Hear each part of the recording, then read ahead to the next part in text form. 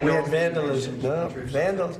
You know, we have 100 and we have I think 290, 300-foot slit right through it, probably a box cutter or a knife of some kind. National Guard and police have been all over the mall. How would these vandals have gotten so close to do something like that?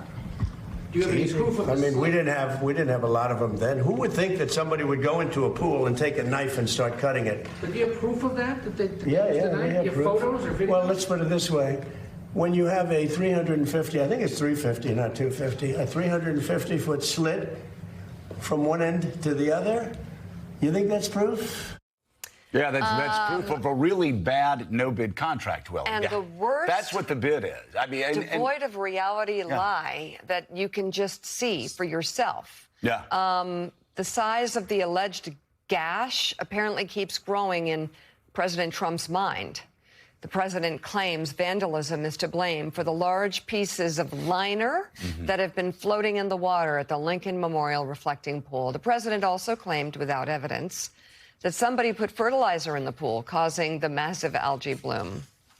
He told reporters the pool would have to be drained again to repair the more than $14 million renovation I don't want to read job. any more of this. No, it's really, no. it's I don't actually want to read. quite symbolic. But actually, this is where we are. This is where we are. This is where we are, where you have Jonathan Muir. You've got a president who is focused on his legacy now, but so much of his legacy has to do with changing things in Washington, D.C. It's like Donald Trump, the contractor, is coming out and sort of this next phase of his presidency, and he really is.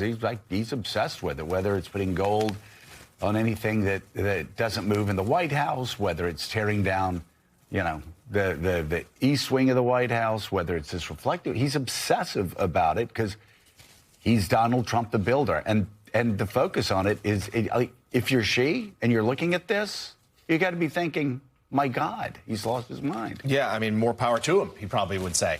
I mean, yeah, and it's not just that. It's also the Kennedy Center, and of course, he was dealt a defeat there, and his name has come off of it. It's trying to build this, what I would deem a blasphemy, like an arch that would obscure that sacred view between the Lincoln Memorial and Arlington National Cemetery. And now there's this. I mean, this is pure fiction. This is pure fiction. And he's all over Truth Social claiming that it was Antifa, that Obama played a role somehow, that the former President Obama was something to do with the algae bloom here in the pool. He's provided no evidence of this slash, the 300-foot slash down this side. We even had a dead duckling in the pool, reflecting pool, Willie, because of whether it's toxic algae bloom or the chemicals they poured into it to try to turn it blue, which that didn't work either.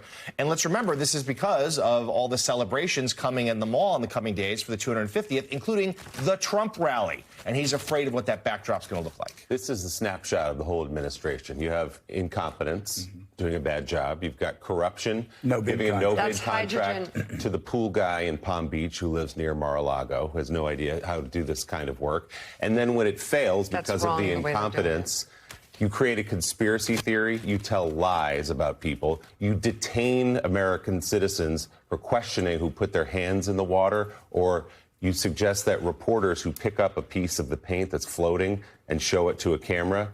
You have Jeanine Pirro on TV saying they're looking into investigating and perhaps prosecuting that reporter for telling the truth. They are completely spinning out after wasting $16 million of taxpayer money on this nonsense project that's now going to have to be started over again. And Donald Trump cannot stop talking about it. He's obsessed with it. And he's creating these wild conspiracy theories, as John said. That again, blaming Obama. And by the way, the length of the slash, which no one saw, went from 290, 300, 250. He's making up numbers about this slash that these vandals and Antifa went in to cover for his own incompetence and corruption of the administration. Well, speaking of Obama, Jay Martin, your latest column for Politico magazine, you write about the opening of the Obama Presidential Library.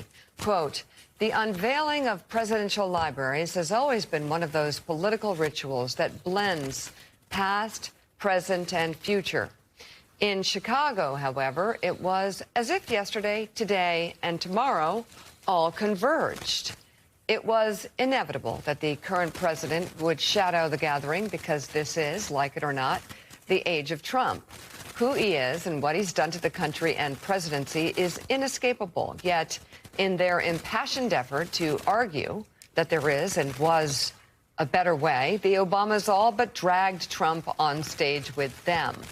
Obama invoked the country's founding and its promise, simply citing checks and balances, an independent judiciary, and the necessity of a peaceful transfer of power to assail Trump.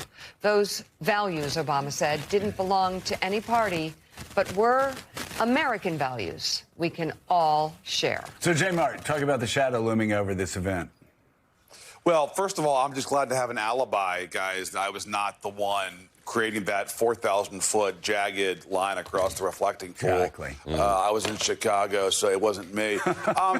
No, look, these events, guys, are so fascinating, right? Because obviously the politics of the president is always inescapable. You know, there's this famous moment where Jimmy Carter unveils the JFK Library in '79, and Teddy is sitting right there about to launch his primary challenge of Jimmy Carter. Don't forget George W. Bush's library in 2013 opened in Dallas. That morning, Barbara Bush goes on the Today Show and says the country doesn't need any more Bushes. Sorry, Jeb. So there's always sort of present-day politics infused with the past. But it's so striking with Obama because on stage you've got his two would-be successors, the two heirs to the throne who are a generation older than him, Joe Biden and Hillary Clinton, who the previous week had mixed it up long distance because Hillary said Biden never should have run and hurt his legacy by running. A little awkward. Then you've got the president, which obviously is as thick in the air as the humidity was, which is Trump. Trump's everywhere in their remarks because he has to be, given what's happening now in the country. And then, guys, lastly, the future is inescapable because they're looking down at a crowd. And who's in the crowd in front of them?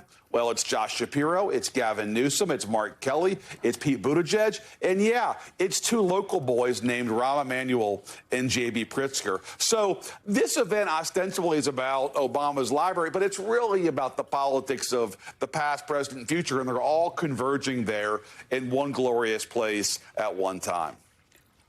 All right. All right, Politico's Jonathan Martin, thank you very much. Thanks for letting me riff. Coming up. Yeah, No, we love loved it.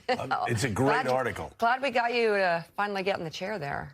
He rolled in a little late. He's a busy Getting his jacket on. J-Mart, you're busy, man. Like It's a mess. You got a lot. I've got algae all over my arms, guys. I was having to get it off before I got on the air. Speaking of that, J-Mart, we want to I had to get a towel, get the algae off. Oh, Here's speaking the of, there Here's any the algae latest left? Truth Social. Yeah, this was from yesterday. J-Mart. This was part of President Trump's many thoughts on the algae situation. Yeah. He put up a picture of one of those inflatable frogs that took off during the Portland protests, holding up a sign that says, "First they came for the algae." I mean, I don't know if we can show the... No. And he goes on to make the comparison to making the World War II. I mean, I won't even get into it because it's so nonsensical, but it's illuminating as to where the president's head is right now. This is where he's obsessed with the reflecting pool, and he's grasping at any straws, including slop that he sees on Truth Social, to try to explain it, to avoid responsibility.